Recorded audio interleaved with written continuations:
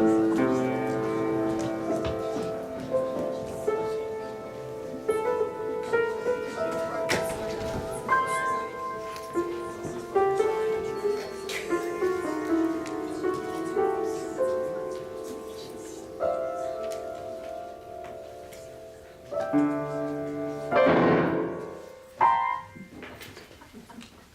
you hear what I was playing, Lane?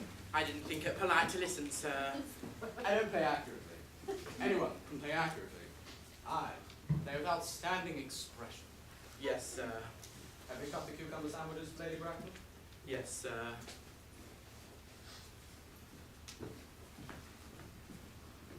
On Thursday, Lane, when Mr. Worthing was here, 8 bottles of champagne were consumed. Yes, sir. 8 bottles and a pint. Why is it, Lane, that at a bachelor's establishment, the servants see fit to drink the wine? I attribute it to the superior quality of the wine, sir. I have often observed that in married households the champagne is rarely of a first-rate brand. Good heavens. Is marriage so demoralizing as that? I've had very little experience of it. I've only been married once. That was in consequence of a misunderstanding between myself and a young person. I don't know that I'm much interested in your family life, Lane. No, sir. It isn't a very interesting subject. I'd never think of it myself. That will do, Lane. Thank you. Thank you, sir. Lane's views on marriage are somewhat lax. Really, if the lower orders can set us a good example, what on earth is the use of them?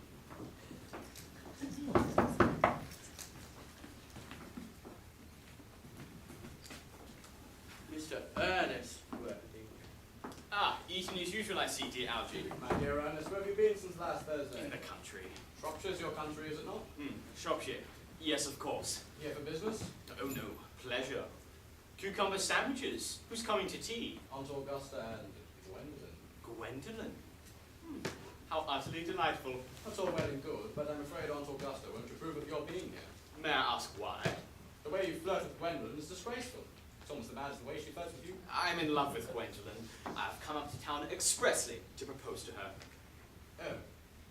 Thought you said you were here for pleasure. I'll call that business. How utterly unromantic you are. There's nothing romantic about a proposal. Falling in love, now that's romantic. But a proposal, no. It's accepted, then the excitement is all over. The very essence of romance is uncertainty. Don't touch the cucumber sandwiches. Let them cut especially for Lady Bracknell. Will you have me? You and Gwendolyn will never be married. Why on earth would you say that? For a start, I don't give my consent. Your consent? My dear fellow, Gwendolyn is my cousin. Before I can allow you two to be married, we have to clear up the whole issue of Cecily. Cecily? I don't know anyone with the name of Cecily. Cigarette case, Mr. Earnest Worthing left in the smoking room the last time he dined here. Do you mean to say you've had my cigarette case all this time? I wish you'd let me know. I was nearly offering a large reward. I love the reward. No reward has been found. Well, it matters not, for now as I look at the thing, I see that it isn't really yours after all. What? Of course it's mine. You've seen me with it 100 times, and you have no right whatsoever to read what is written inside. It is a very ungentlemanly thing to read a private cigarette case. Now hand it back. But you said you don't know anyone of the name of Cecily, and this is a gift from someone called Cecily. Well, if you want to know, Cecily happens to be my aunt. Your aunt. Yes, charming young lady she is too. Now hand it back to me, please. Now why does she call herself Little? From Little Cecily. With her fondest love, my dear fellow. Some aunts are tall, some aunts are little. You seem to think that every aunt should be exactly like your aunt. Now, for heaven's sake, please give back my cigarette Why case! does she call you Uncle? From Little Cecily. With her fondest love to her dear Uncle Jack. My good fellow, I have no objection to an aunt being small, but why should an aunt, no matter what her size may be, call her nephew her uncle? Besides, your name isn't Jack, it's Ernest. My name isn't Earnest, it's Jack. But you've always told me it was Ernest. I've introduced you to everyone as Ernest. You respond to the name of Ernest. You look as if your name was Ernest. You are, in fact, the most earnest-looking person I know. I'm absurd you're saying that your name is not Ernest. My name is Ernest in town and Jack in the country. And that cigarette case was given to me in the country. Interesting. This does not clear up why your small Aunt Cecily calls you her uncle. And I might add, I've always suspected you of being a Bunburyist, but now I know that to be true. Bunburyist? What on earth do you mean by Bunburyist? I'll reveal to you the meaning of that incomparable expression as soon as you tell me why you are Earnest in town and Jack in the country. Fine, but produce my cigarette case first. Produce your explanation. Fine. I was adopted and made guardian to my new father's granddaughter, Miss Cecily Cardew. For reasons of respect, she calls me as uncle. You couldn't possibly understand. She lives at my place in the country. Why are you Earnest in town and Jack in the country? When one is a guardian, one has to adopt a high moral tone. So, I pretended in having a brother of the name of Earnest who lived in town, who got into the most dreadful of scrapes. That is the whole truth. I see. Now, this does not explain why you are not Jack in town and Earnest in the country. Besides, I've always suspected you of being a Bunburyist, and I'm quite true. In fact, you are the most advanced Bunburyist I know. Bunburyist? What on earth do you mean by Bunburyist? Well, you have invented a brother called Earnest in town. I have invented a friend called Bunbury in the country. Bunbury's perfectly invaluable. If it wasn't for his consistent poor health, I wouldn't be able to cancel my appointment in Font Augusta and dine with you at the Willis tonight. I haven't asked you to dine with me anywhere, let alone the Willis. You're exceptionally careless about handing out invitations, but I shall come anyway. Aunt Augusta. Oh, no. For one, I dine there on Monday, and once a week is perfectly enough to dine with one's own relations. And two, whenever I do dine there, I'm treated as a member of the family. And third, I know perfectly well who she'll sit me next to. She shall place me with Mary Farquhar, who always flirts with her husband. And four, now that I know you to be a Bunburyist, and actually want to talk to you about Bunbury. I'm not a Bunburyist. If Gwendolyn accepts me, I'm going to kill my brother. In fact, I think I shall do it anyway. Cecily is a little too fond of Earnest. I strongly advise you do the same with your sickly friend and that absurd name. Lady Bracknell and Miss Fairfax are here. If I can distract Aunt Augusta for 10 minutes to give you an opportunity to propose to Gwendolyn, can I dine with you at the Bliss tonight? I suppose so. Good afternoon, dear Elton. I hope you're behaving very well. I'm feeling very well, Aunt Augusta. Those are not the same thing. In fact, the two rarely go together. I'm sorry we're late, Elton. I felt obliged to call upon Lady Harbury. I've been over there since her poor husband's death. I've never seen a woman quite so altered. She was quite 20 years younger. I have one of those nice cucumber sandwiches you promised me. Certainly, Aunt Augusta. Won't you come sit over here, Gwendolyn? Thanks, Mamma, but I'm quite comfortable where I am. Good heavens, Vane! Where are the cucumber sandwiches? There were no cucumbers in the market this morning, sir. I went down twice. No cucumbers in the market. No, sir. Not even for ready money. That will do, then, thank you. Thank you, sir. I'm much distressed, Aunt Augusta, about there being no cucumbers, not even for ready money. Oh, no matter, Elton. I've got quite a surprise for you tonight. I'm going to sit you down next to Mary Farquhar. I'm afraid, Aunt Augusta, I shall have to give up the pleasure of dining with you after tonight. I hope not, Elton. It would put my table completely out. It's a great disappointment to me, but I've just received a telegram. They say my friend Bunbury is ill again. They seem to think I should be with him. This Mr. Bunbury seems to suffer from curiously bad health. I think it is high time that Mr. Bunbury decided whether he was going to live or to die. Shilly-shallying with the question is absurd. I'll be much obliged if you'd ask him from me to be kind enough to be healthy or dead by Saturday, for I require you to arrange some music for me. Certainly. I shall speak to Bunbury, providing he is still conscious. I do understand the music is very important, so perhaps you'd like to look over the program I've prepared in the next room. Oh, thank you, Elton. It's very thoughtful of you. Though I do hope you haven't included anything French. Charming day it has been, Miss Fairfax. Pray, don't talk to me about the weather, Mr. Worthing. Whenever someone talks to me about the weather, I'm always very certain that they mean something else. And that makes me so nervous. Oh, but I do mean something else. I thought so, I'm never wrong. I would like to take advantage of Lady Bracknell's temporary absence. Oh, I would advise you to do so. Mamma has a way of suddenly coming back into a room. Ever since I met you, I've admired you more than a girl I have ever met since I met you. I'm quite well aware of the fact. And I often wished that in public you'd be more demonstrative. Ever since Alphonse mentioned that you had a friend called Ernest, I knew I was destined to love you. You really love me, Gwendolyn? Passionately. Oh, darling, you don't know how happy you've made me. My ideal has always been to marry someone of the name of Earnest. There is something in that name that inspires my absolute confidence. My own Ernest. Do you mean to say you couldn't love me if my name wasn't Ernest? But your name is Ernest. Yes, but supposing it was something else. Do you mean to say you couldn't love me then? Metaphysical speculation has very little relevance to the actual facts of real life. Ernest. To speak quite candidly, I've never been fond of the name of Ernest. I don't think it suits me at all. It suits you perfectly. It is a divine name with music of its own. It produces vibrations. I must say, I think there are a lot much nicer names. I think Jack, for instance, a charming name. Jack?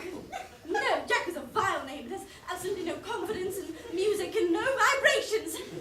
I have known several Jacks, and they all without question have been plain. The only really safe name is Ernest.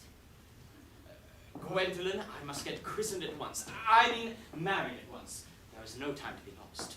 Mr. Worthing, we cannot be married. Why not? I love you, and you aren't completely indifferent to me. I adore you. Well, we can't be married because you haven't proposed to me yet. In fact, the topic of marriage hasn't even been touched on. Oh. Well, may I propose to you now? I think it would be an admirable opportunity. And to spare you any cause of disappointment, I am fully determined to accept you. Gwendolyn? Yes, Mr. Worthing, what have you got to say to me? You know what I've got to say to you. Yes, but you don't say it. Gwendolyn, will you marry me? Oh, yes, darling, I haven't even about it. Mr. Worthing, rise up from this semi-recumbent posture. Mama! We were just talking about your abrupt entrances. But Mr. Worthing wasn't quite finished yet. Finished what, may I ask? I'm engaged to Mr. Worthing, Mama. You are nothing of the kind. When you do become engaged, I, or your father, his health permitting, will inform you of the fact. An engagement should come on to a young girl as a surprise, pleasant or unpleasant, as the case may be. I have a few questions to put to you, Mr. Worthing. While I make these inquiries, you, Gwendolyn, will wait for me below in the carriage. Mama! In the carriage, Gwendolyn. Mama! In the Courage!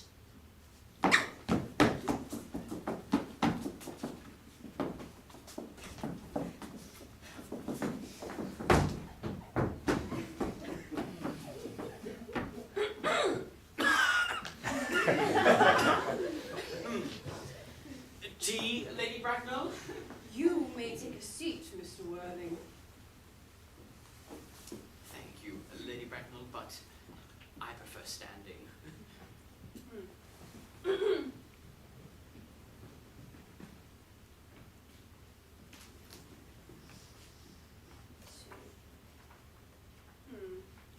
Roger, David. You are not down on my list of eligible young men. However, I'm more than willing to put your name down should your answers be what a very affectionate mother requires. Do you smoke? Unfortunately, Lady Bracknell, I do smoke. Pleased to hear it. A man should always have an occupation. How old are you? 29. Very good age to be married at. Do you know everything? Or nothing? I know nothing, I'm Lady Bracknell. pleased to hear it. I do not approve of anything that tampers with natural ignorance. The whole theory of modern education is radically unsound. Fortunately, in England, at any rate, education produces no effect whatsoever. If it did, it would probably lead to acts of violence in Grosvenor Square and prove a serious danger to the upper classes.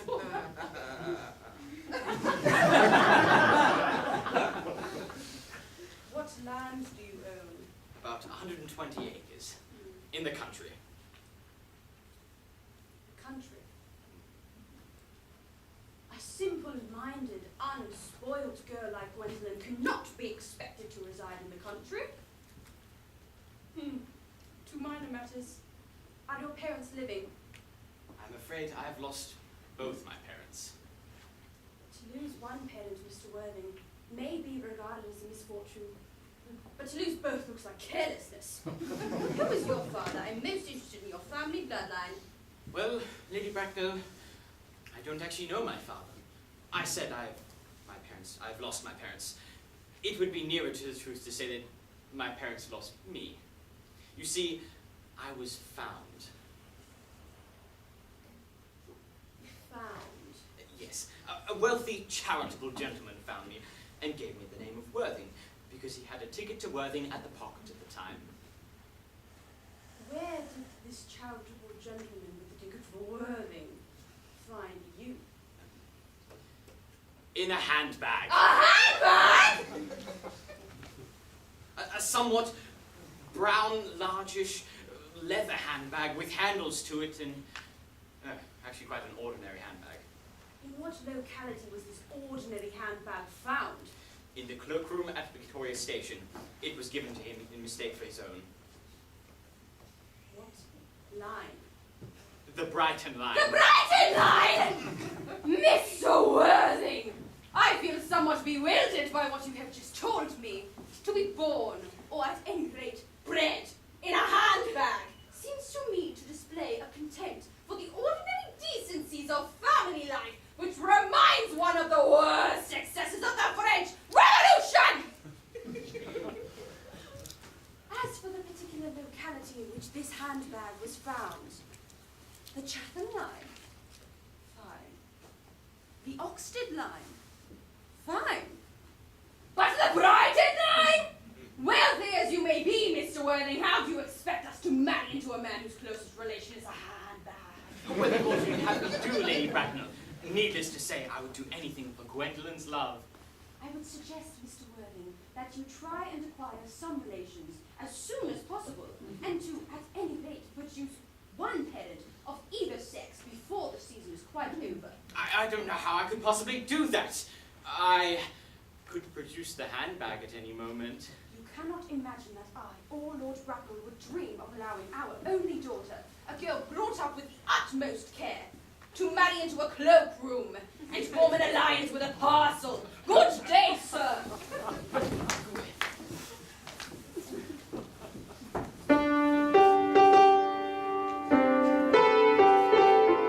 Don't play that ghastly tune, Algy!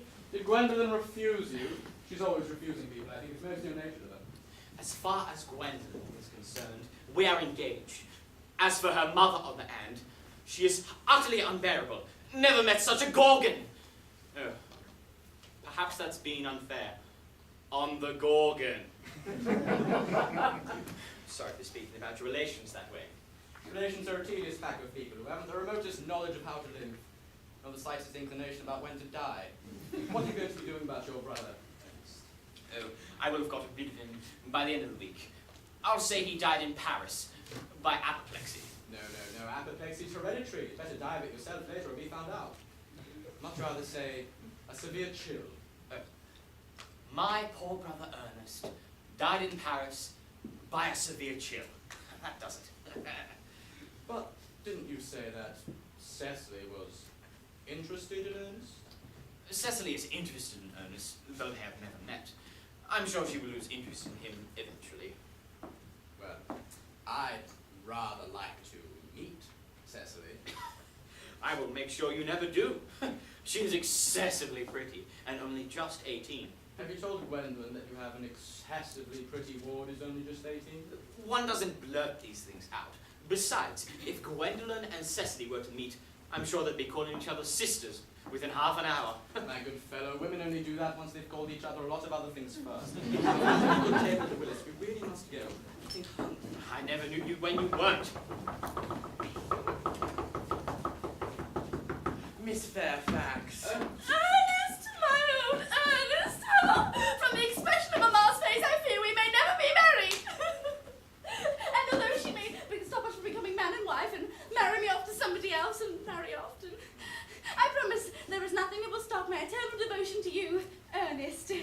Gwendolyn. Your romantic origin, as retold to me by Mamma, with unpleasing comments, has naturally stirred the deeper fibres in my nature. Your name has an irresistible fascination. What is your address in the country? Oh, the Manor House, Woolton, Hertfordshire. Oh, I have it. Has a good postal service, I suppose? Yes. Perfect. I will communicate with you daily. How long do you remain in town? Till Monday. Awesome. I will try and see you one day. Lane, see me out. Ready, lady. Lane, I'm receiving this FedEx out. Yes,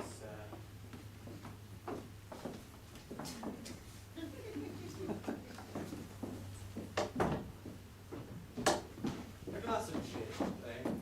Yes, Tomorrow, Len, I'm going Bunburying.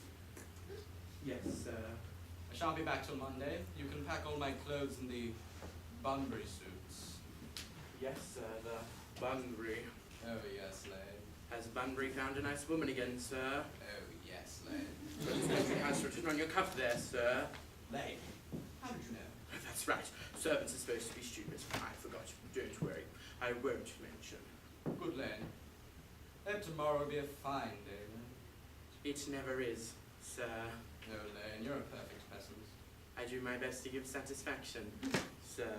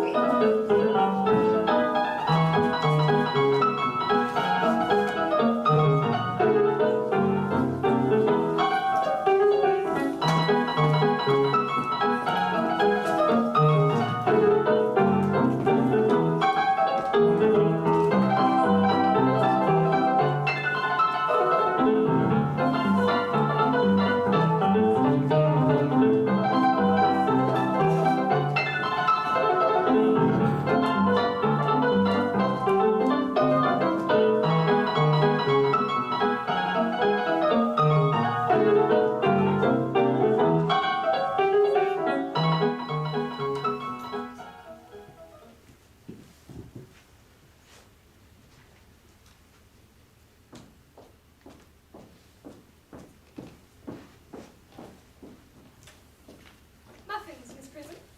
Yes, dark Meredith. Cecily? Cecily? Cecily, asleep? I thought you were doing your German grammar. Oh, but I don't like German. This is it's all becoming language. Child, you know how anxious Uncle Jack is that you should improve yourself in every way. He laid particular stress on your German as he was leaving for town yesterday. Uncle Jack is so serious he cannot be quite well. Your guardian enjoys the best of health, and his gravity of demeanour is especially to be commended in one so comparatively young as he is. I know no one with high sense of duty and responsibility. Thank you for the muffins, Marion. Well, I suppose that's why he often looks a little bored. Cecily, I am surprised at you. Mr. Worthing has many troubles in his life, and you must remember the constant anxiety about that young, unfortunate man, his brother. I wish Uncle Jack would allow that unfortunate young man, his brother, to come down here sometimes.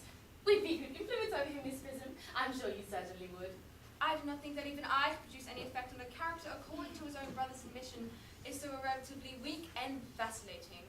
I'm sure that I do not desire to reclaim him. I'm not in favour of this modern mania of turning bad people into good people at a moment's notice. As a man sows, so let him reap. You must put away your diary, Cecily. I really don't see why I should keep a diary at all. Oh, but I keep a diary in order to record the wonderful events of my life. Memory, my dear Cecily, is the diary we carry all about with us. But my diary chronicles events that have never happened. I will have it published as a 3-volume novel. I wrote my own 3-volume novel in earlier days. Oh, I hope it didn't end happily. I don't like novels that end happily. They depress me so much. The good ended happily and the bad unhappily. Well, that seems very unfair. Well, that is what fiction is. And was your novel ever published? Alas, no. The manuscript was unfortunately lost. I mislaid it. Look! It's dear Reverend Chasuble coming up through the garden. Reverend Chasuble, this is indeed a pleasure. And how are we this morning, ladies? Yes, Prism, you are, I trust, well. Miss Prism has been complaining of a headache. It would do her well to go on a stroll in the park with you. Cecily, I have not mentioned anything about a headache. I felt it instinctively. Did you? Whilst you were doing a German study? Cecily, I hope you are not inattentive. Oh, I'm afraid I am. That is strange. Were I fortunate enough to be Miss Prism's pupil, I would hang upon her lips. I spoke metaphorically. My metaphor was drawn from bees. Mr. Worthing, I suppose, has not returned from town yet. We do not look for him till Monday afternoon. Ah, yes. He does like to spend his Sunday in London. He is not one of those whose sole aim is enjoyment, as by all accounts that unfortunate young man his brother said. Ernest! Yes. But I shall not disturb Venus and her pupil any longer. Venus. My name is Letitia, Doctor. A classical allusion, merely, drawn from pagan authors. But I shall see you both soon, no doubt. I think, dear Doctor, I will have a stroll with you. I find I have a headache after all. A walk might do it good. With pleasure, Miss Prism. With pleasure. Perhaps we go as far as the schools and back. That sounds delightful. Cecily, you will read on your political economy in my absence, the chapter of the fall of the rupee you may omit. It is somewhat too spectacular. Horrid political economy. Oh, the horrid geography, and the horrid German. Oh. A Mr. Earnest Worthing is distributing from the station. He's brought his luggage. Uncle Jack's brother? Did you tell him Mr. Worthing was in the city? Yes, miss. He seemed very much disappointed. I mentioned that you and Miss Prism were in the garden. He said he was anxious to speak to you privately for a moment. Please ask the man to come out here. Perhaps you should set up Al on his room. Or do you think it's safe to meet him alone? Please, fetch him, Merriman. Yes, miss. I've never met any really wicked person before. I'm afraid he'll be like everyone else. He does. You are my little cousin Cecily, I'm sure? Little cousin Cecily, I'm not little. You, I see, are Uncle Jack's brother. My wicked cousin Ernest. I'm not really wicked, cousin Cecily. You mustn't think I'm wicked. Then you have been deceiving us, leading a double life, pretending to be good and wicked, all at the same time. That would be hypocrisy. Well, I have been rather reckless. Oh, I'm glad to hear it. Now that you mention the fact, I've been very bad in my own small way. I don't think you should be so proud of that, though. I'm sure it must have been very pleasant. Much pleasanter for being here with you. I don't know how you were here at all. Uncle Jack won't be back until Monday afternoon. It's a terrible disappointment to me, for I'm obliged to take the first train up on Monday morning. I have a business appointment. Business. A wicked business appointment. Even more wicked to miss the appointment and stay here until Uncle Jack arrives. I know he wants to speak to you about your emigrating. About my what? Your emigrating has gone to buy your outfit. Oh, no, I wouldn't let Jack buy my outfit. He's got no taste in neckties at all. Oh, you won't look behind neckties. Uncle Jack is sending you to Australia. Australia. As a convict. Convict is fine. Australia. I'd sooner die. Well, he did say you had those options. Death or Australia. I'd let you know you prefer death. The other option was reformation. But knowing you, I doubt that's possible. Cecily, what if you reformed me? Right now, I'm not really experienced in reformation. How do we start? Perhaps with some food. Well then, won't you come in? Might I have a buttonhole first? Why? Because, cousin Cecily, you are like a pink rose. No sensible man could keep his eyes off you. I'm not interested in a sense.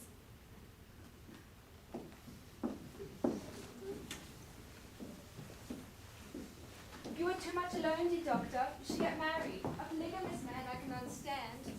A single man? Well, that would be a sin. Miss Prism, even though King David had multiple wives, the precept as well as the practice of the early primitive church was distinctly against matrimony. Well, that is obviously why the primitive church has not lasted up to the present day. And you do not seem to realize, dear doctor, by persistently remaining single, a man converts himself into a permanent public temptation, meant to be more careful as this very celibacy leads weaker vessels astray. But is a man not equally attractive when married? No married man is ever attractive, only except to his wife. And often I've been told not even to her. Well, that depends on the intellectual sympathies of the woman.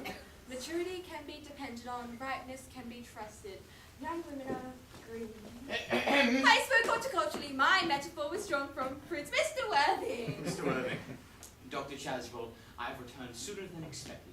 I hope you are well. Mr. Worthing, I trust this garb of woe does not betoken some terrible calamity. My brother. More shameful debts and extravagance. Still leading his life of pleasure. Dead! Your brother Ernest is dead. Quite dead.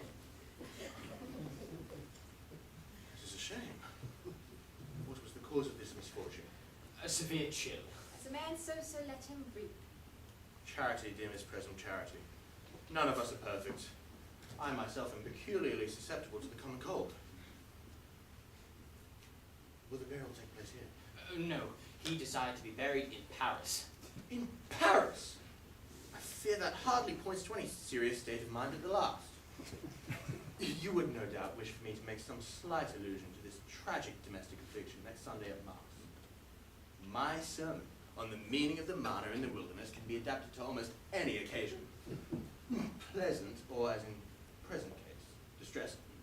I have preached it at harvest celebrations, christenings, confirmations, days of humiliation, and festal days.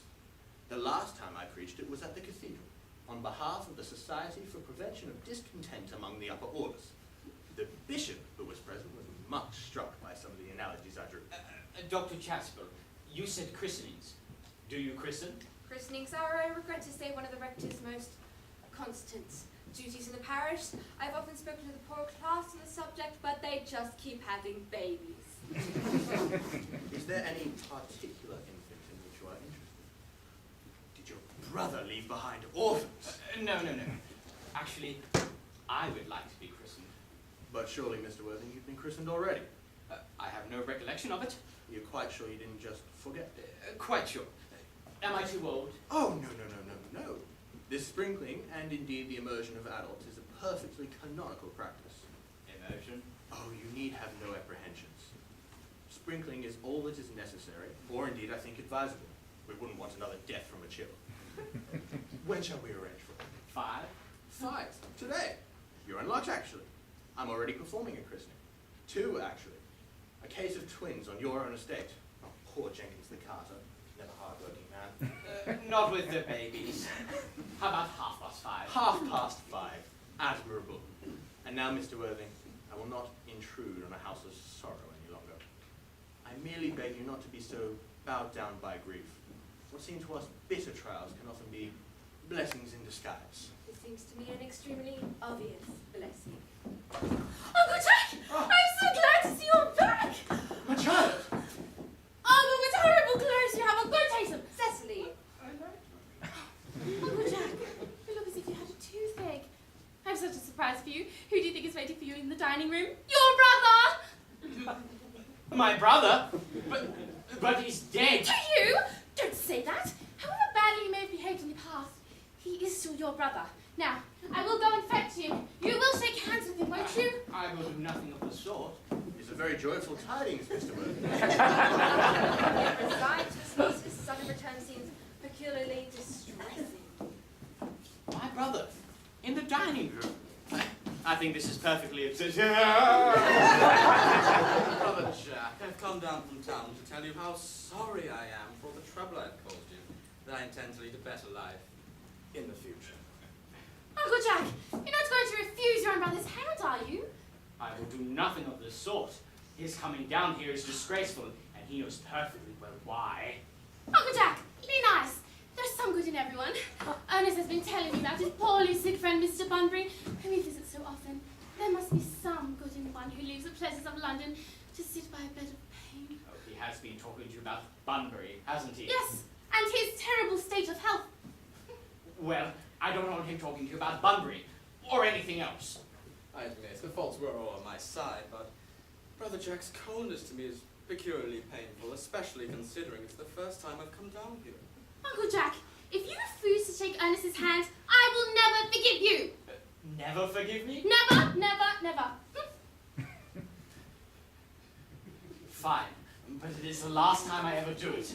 It is wonderful, is it not, to see so perfect a reconciliation. However, I believe we shall not leave these brothers alone any longer.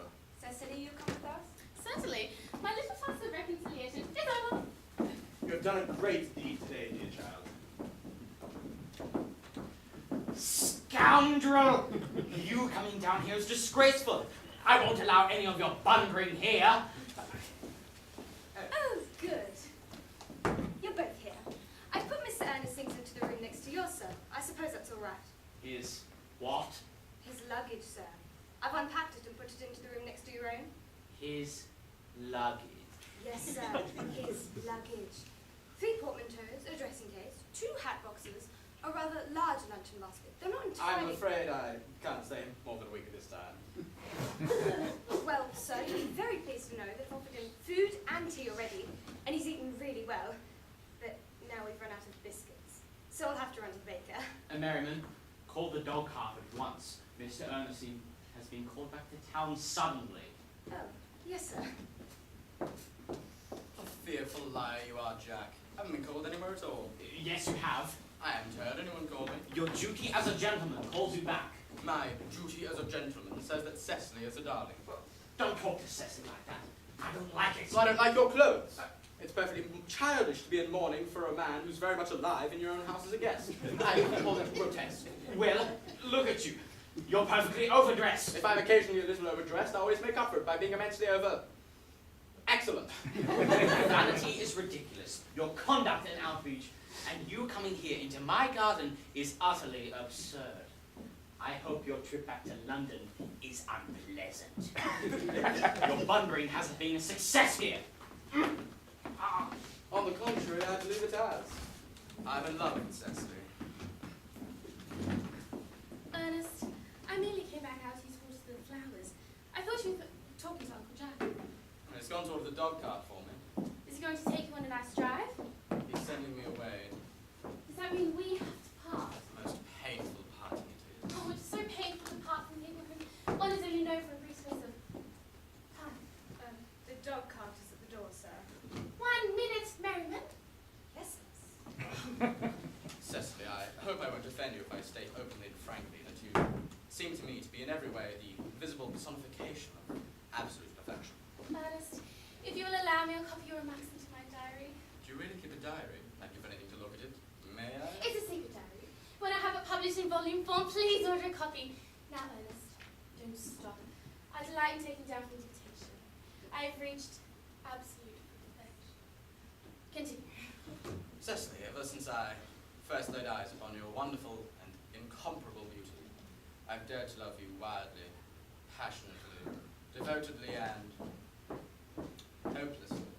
Hopefully this seems to make much sense there, does it? Another word there, please. The dog cart is waiting, sir. Tell her to come around same time next week. Yes, sir. I love you, Cecily.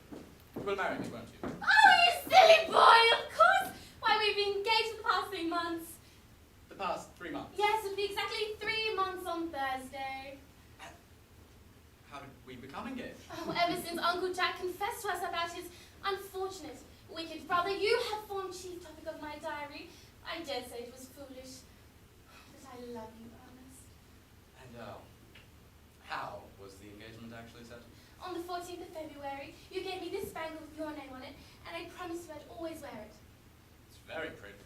Did I give this to you? Yes, Ernest, you have such wonderful taste. Not to mention your name. My what? Your name. It has always been a girlish dream of mine to love a man whose name was Ernest. But, my dear child, you don't mean to say you couldn't love me if I had some other name? But what name? Oh, any name you like. Oh, Algernon, for instance. Oh no, I don't like the name Algernon. But it's not a bad name. Certainly you couldn't love me if my name was Algernon. I might respect you, Ernest. I might admire your character, but I should not be able to love you.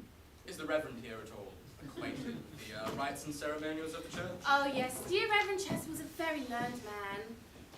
I must see him at once on a most important Christian business. I shall be back in no time. What an impetuous boy he is. I like his hair so much. I must write his proposal into my diary. A Miss Fairfax from the city has just arrived to see Mr. Worthing. Oh, yes! Please ask the lady to come out here. Please bring some tea as well. Yes, miss. Oh, perhaps it's one of the elderly women associated with Uncle Jack's charity work in London. Miss Fairfax. Oh, lovely to meet you. My name is Cecily Cardew. Gwendolyn Fairfax. Pleasure. Here is my family servant. Good evening. Please sit. This is Merriman, our family servant. Good evening. Again. I've decided in this first moment that I truly like you, Cecily. Oh, you're liking me, Miss. I like you ever so much too. It's so nice to have a close friend so soon. You're here on a short visit, I suppose? Oh no, I live here. Your mother, no doubt, or some other woman of advanced age resides here also. Oh, I have no mother, in fact, any relations at all. Indeed. My guardian, with the assistance of Miss Prism, has a strenuous task of looking after me. Your guardian? I'm Mr. Worthing's ward. Oh, strange you never mentioned to me that he had a ward. How secretive of him. He grows more interesting hourly. I have to admit, Cecily, for the first moment there, I was worried. Worried whatever for. To be perfectly candid, Cecily, you are a young and attractive lady. Ernest has a strong and upright nature, but even men of the most noble possible moral character can fall prey to the physical charms of a woman. To be perfectly candid, Cecily, I wish you to be 52 and plain. Pardon, Gwendolyn, did you say Ernest? Yes. Oh, it is not Mr. Ernest Worthing that is my ward. It is his brother, his elder brother. You never told me he had a brother. Oh, I'm sorry to say that I've been on good terms for quite a while now. That makes sense. Cecily, you have lifted a load from my mind. Are you quite sure that it's not Mr. Ernest Worthing who is your guardian? Oh, I'm quite sure. In fact, I'm going to be his. I beg your pardon. Oh, my dearest Gwendolyn, there's no reason why I should make it a secret of it to you.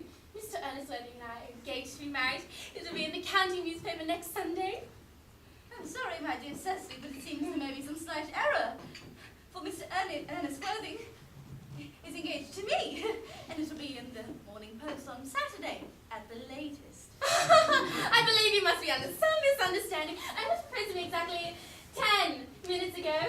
Well, my dear little Cecily, if you'd care to verify the incident, Mr. Worthing proposed to me at exactly 5:30 p.m. I'm sorry, my dear, but it seems to me that I have the prior claim. Well, I've been bound to point out that since Ernest proposed to you first, he has clearly changed his mind.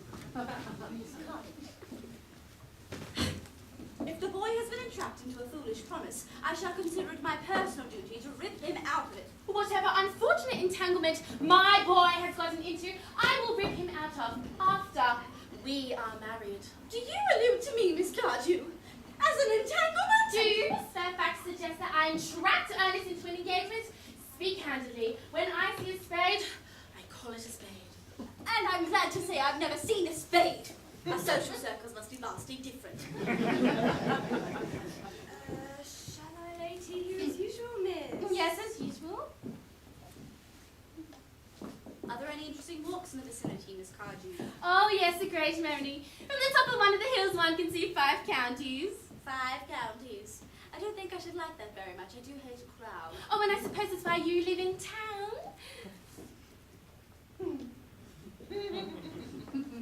I had no idea flowers were so common in the country. Oh, flowers are as common here, Miss Fairfax, as people are in London. I can never understand why anyone would choose to reside in the country. It always bores me to death. Tea, Miss Fairfax? Yes, festival girl.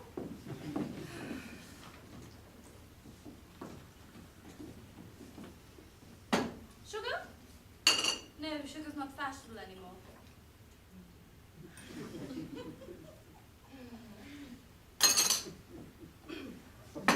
Cake or bread and butter? Bread and butter, please. Cake is rarely seen in the best houses nowadays.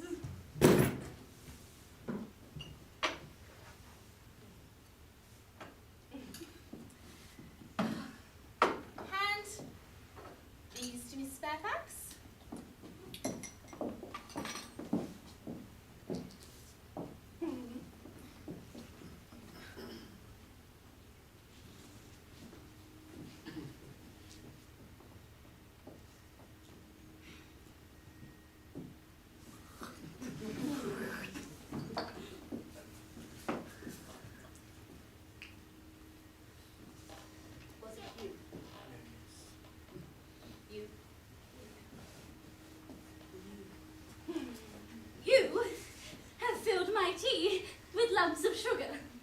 And though I most distinctly asked for bread and butter, you have given me cake. I am known for the gentleness of my disposition and the sweetness of my nature, but I warn you, Miss Cardew, you may go too far. To save my innocent, trusting boy from the machinations and ploys of an evil woman, there are no lengths I would not go to. From the moment I first saw you, I distrusted you. I knew that you were false, evil, and short. Ernest, my own Ernest. A moment, please. I have a question for you. Are you engaged to this young lady? To Cecily? Of course not. What could have put such a funny idea in your pretty little head? Thank you. You may. Oh, I see. There must be some misunderstanding here. The man whose arm is wrapped around your waist is Mr. Ernest Worthing. I know Ernest. Hmm? Jack. Your name is Jack. This is Uncle Jack. And here is Ernest.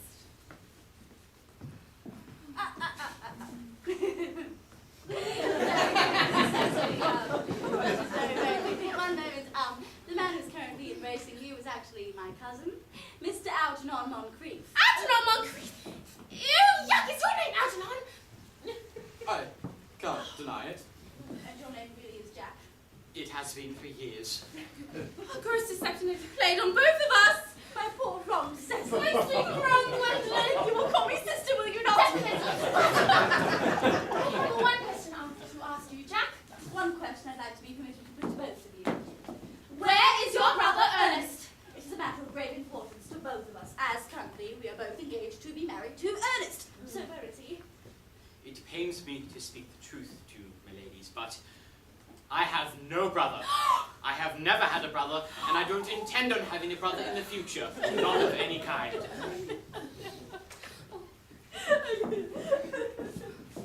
You've never had a brother of any kind. Not of any kind. I'm sorry, my dear Cecily, but it seems to me that neither of us are engaged to be married to anyone. This is a very unpleasant place for a woman to find herself in, isn't it? Let us go into the house. They'll hardly venture to follow after us there. No, men are so cowardly, aren't they? Tea, me ladies. No. Tea, sirs.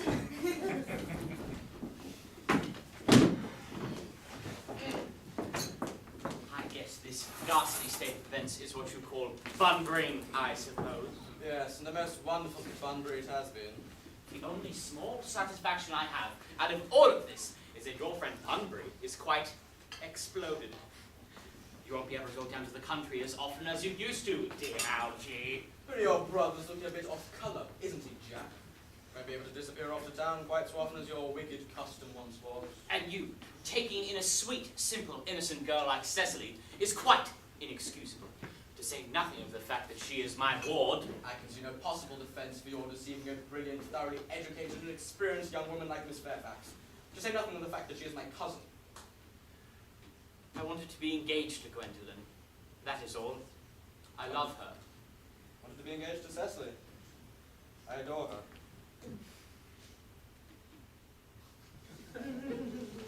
How can you sit there, calmly eating muffins, when we're in this horrible trouble? I can't eat muffins in an agitated manner. I can butter my cuffs. Algie, I wish to goodness you would just go. You can't expect me to leave before dinner.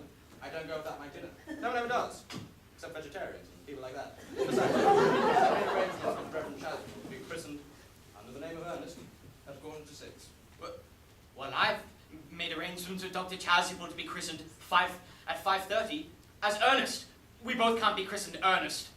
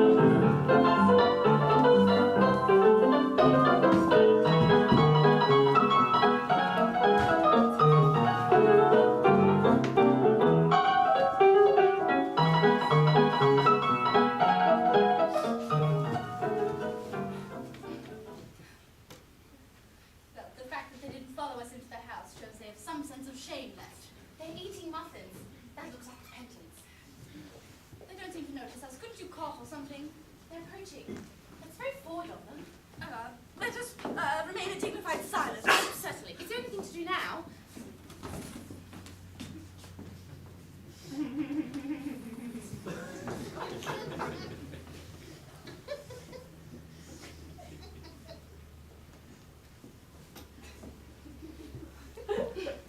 This dignified silence seems to produce an unpleasant effect. A most distasteful one. You will not be the first to speak. Certainly not. Mr. Worthing, I have a big question for you and a lot depends on your reply. Oh, Gwendolyn, your common sense is infallible. Mr. Moncrief, I have one question to pose to you. Why did you pretend to be my guardian's brother? It was so that I might have come down to have an opportunity of meeting you. Oh, that does seem a very satisfactory explanation, does it not? Yes, if you can believe him. I do. But that does not affect the wonderful beauty of his pants. True. In situations such as these, style, not sincerity, is of vital importance. Jack, I have a question for you. Why did you pretend to have a brother? Was it so you can come visit me in the town more often? Oh, I like his answer a lot. I am more than content with what Mr. Moncrief has said. His voice alone inspires one with absolute credulity. Do you think we should forgive them? No, because of true. Okay, true. Yes. We'll tell them together. Yes. Your first names are still an insuperable barrier, that is all. Our first names? Is that all? But we were to be christened this afternoon.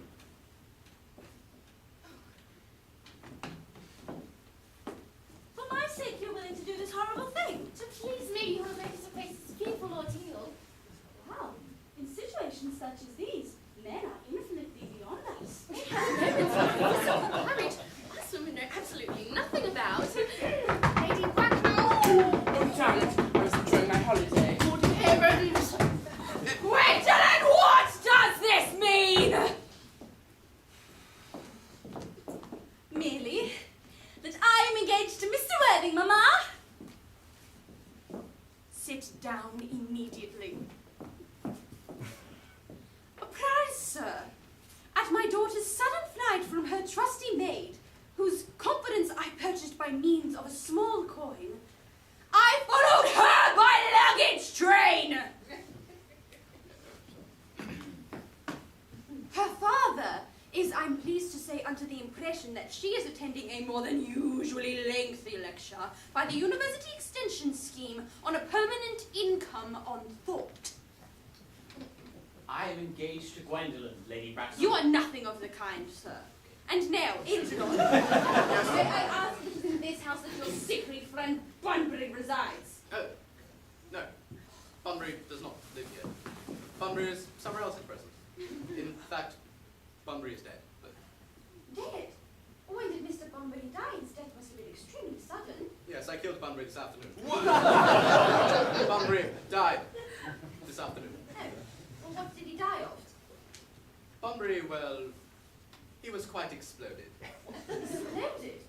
Was he the victim of a revolutionary outrage?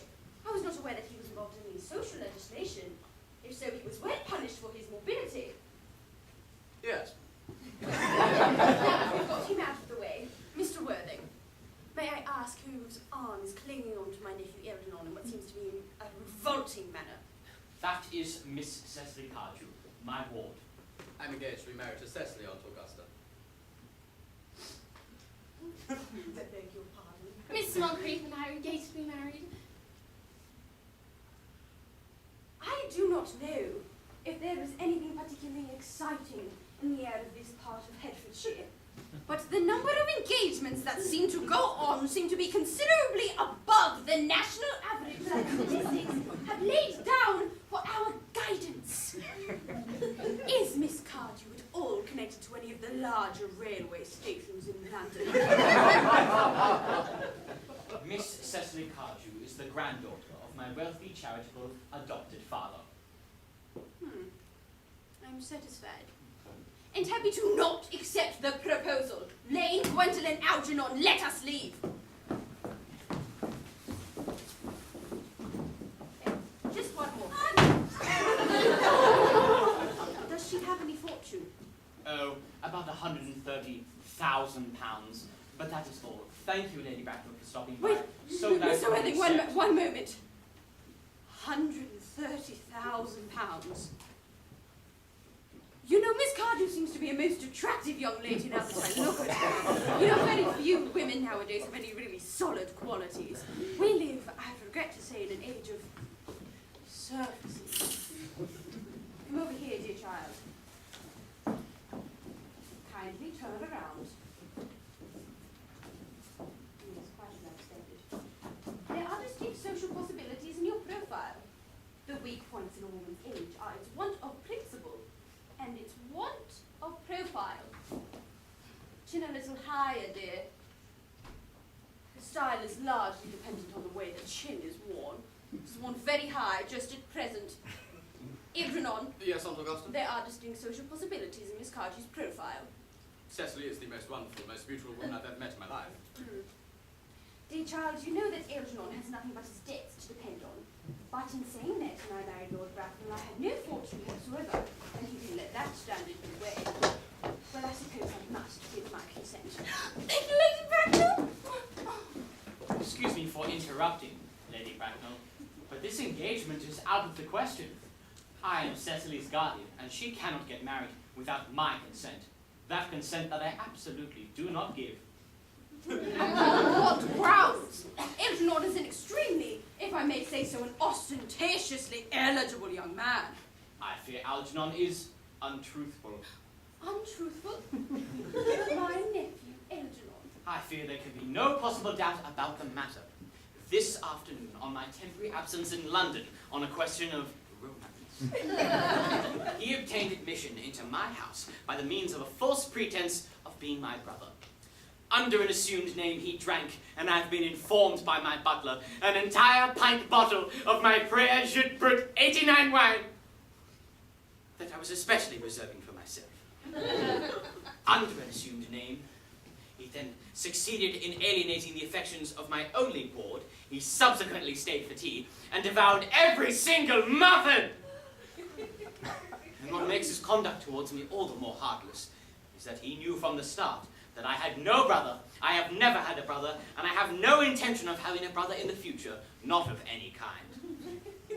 I told him this yesterday afternoon. Mr. Worthing, after careful consideration, I have decided to completely overlook my nephew's conduct to you. Thank you, Lady Bracknell, but I still don't give my consent. I will beg you to reconsider.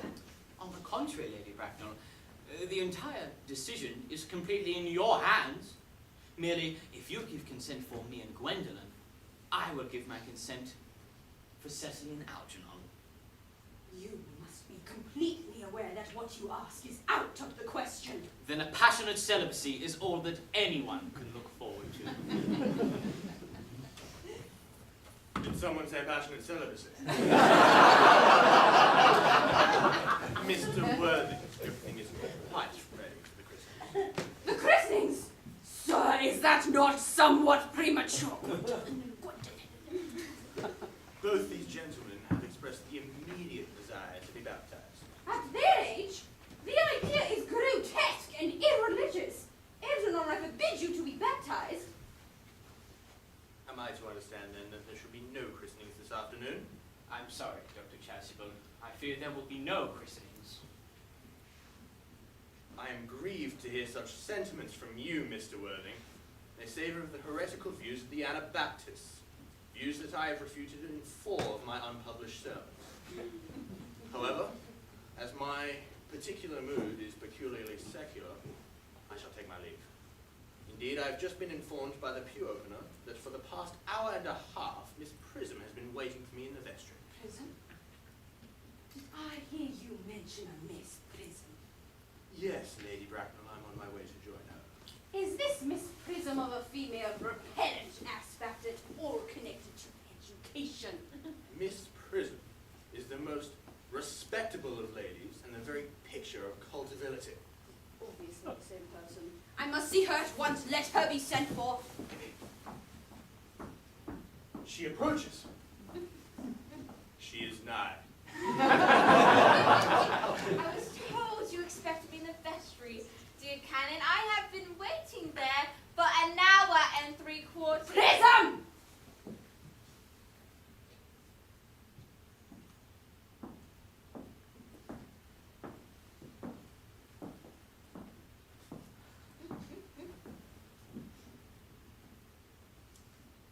Where is that baby?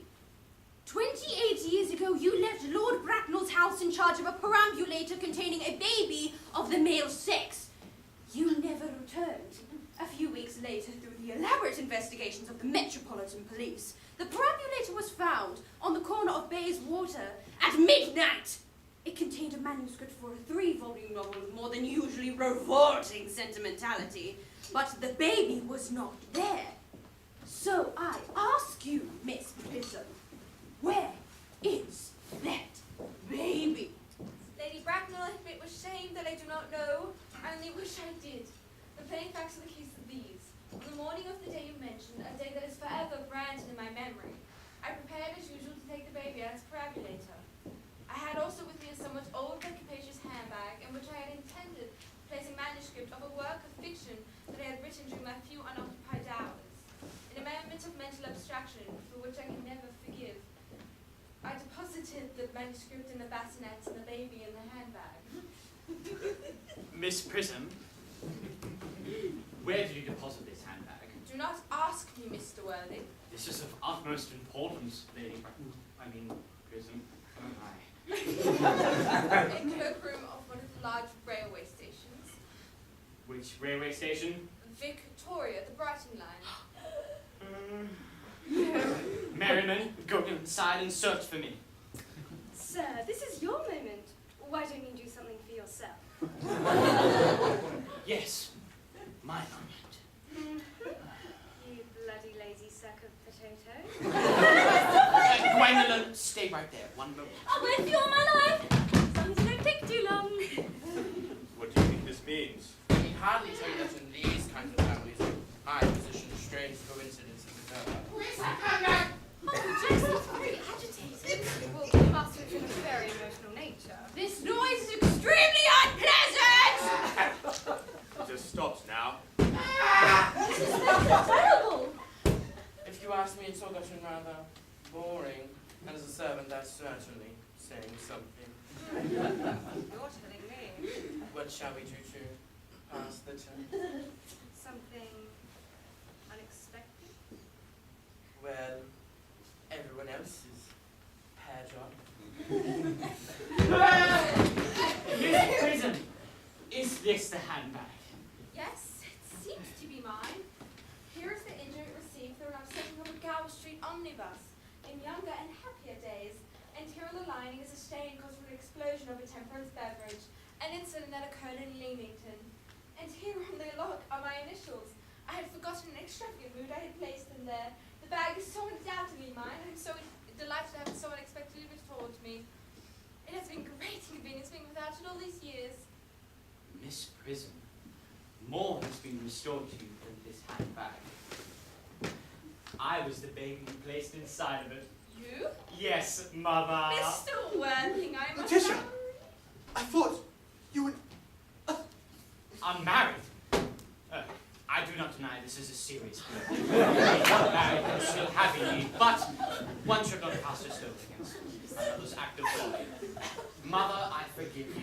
Mr. Worthing, there is some error. There's a lady who can tell you who you really are. Crap. Lady Bracknell, are you my mother? No, Mr. Worthing! I am not your mother.